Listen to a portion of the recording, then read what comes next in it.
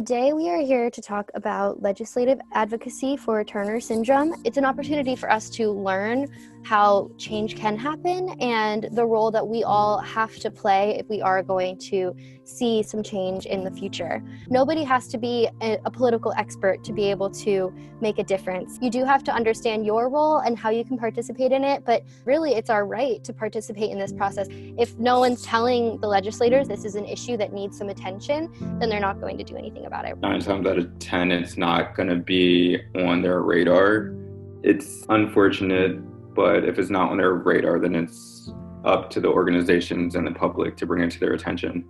The purpose of grassroots activism is to promote awareness around a certain issue of interest and to build a base of followers and supporters around that issue. This can be done through a variety of different vehicles. We've been seeing prevalence of social media campaigns, online petitions, calls to action. We also have in-person events and meetups. And then the most important vehicle of grassroots activism is canvassing, for the most part, making phone calls to supporters, family, and friends, as well as knocking on doors in your community, neighborhood. And this is the most important aspect just because it allows the individual to make a personal connection with other people who may not have heard of the issue, or they simply just don't know about the issue, or people who are directly or indirectly affected by the issue. So that's super important, and it's one of the most persuasive techniques for grassroots activism. Lobbying, put simply, is the act of trying to influence legislators and other government officials on a particular issue, or putting something on their radar. Many government officials appreciate this because they're eager to learn about the problems that affect their constituents. And quite frankly, most legislators don't have the subject matter expertise to really dive into their legislation. So having lobbyists and interest groups and nonprofit organizations providing them the education and resources as it relates to a specific issue, piece of legislation, funding mechanism, and so forth, as a resource is super helpful to them. Lobbying can be done by an individual person, and you can do this by setting up meetings with your legislator, making those phone calls, sending those emails. So you have the state, and most state legislatures are bicameral, which means there's two houses. The exception being Nebraska. Each state is different in terms of the names, the number of years that the representatives run, their election cycles, whether they're part-time or a full-time legislature, and so forth. And then on the federal level, you have Congress, which most people are familiar with. You have the U.S. House of Representatives that serve for 2-year terms, and then you have the U.S. Senate that serves 2-year terms, and then 1/3 of the Senate is up every 2 years for election. Each state usually has their own legislative government website. Do a quick Google search, maybe like legislative tracking your state, and something should pop up. And then the federal government has their own also. So now I'm going to talk about the legislative process. Simplified.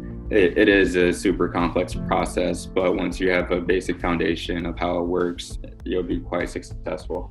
So first you have a bill that's introduced in one house, and then the counterpart is introduced in the other house. And then both pieces of legislation are heard in committee hearings. And once they pass those committee hearings, they move on to each house to go up for a floor vote.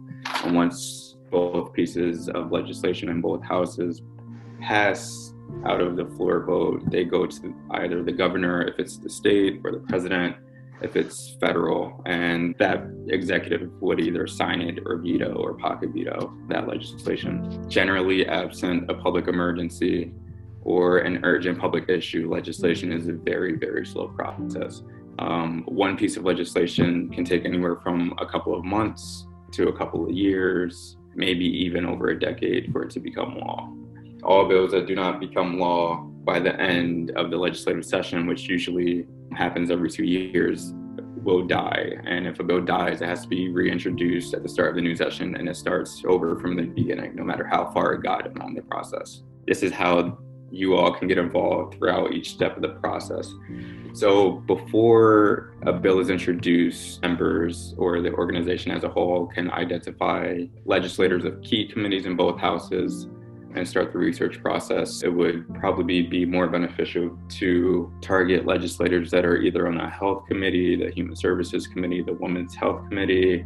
Depending on the jurisdiction, these committees will be a little bit different, but try for those committees or similar committees. And then what you want to do is you want to narrow down that list once you have that list from those committee members, and do your research on each legislator and see who has championed similar bills in the past or has been like a stark advocate for women's issues. And this is where all the grassroots organizing and activism comes in, because this is the perfect place where you make those phone calls to the committee members, send emails, write letters to the legislators in their district offices. You might want to utilize some type of social media campaign. And these are just a couple ways to get involved as an individual. But first and foremost, you want to make sure you coordinate all activities with the organization that represents the particular issue of interest, just as it promotes efficiency. Participate in social media groups, participate in online petitions, social media campaigns. And then if your organization hosts monthly public policy meetings or phone calls, it's important to be involved in those, just so that everyone's up to date on what's going on and what they can do to help and do their part. One thing that's super hyper-local is tabling at your local and statewide events. This serves several purposes. One, you can grow your general membership.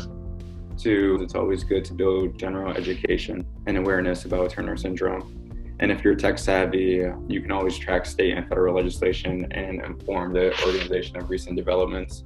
And then this is something that you can do at any point in time. You can write letters to the editors, individual legislators, and or government officials about Turner syndrome to help raise awareness.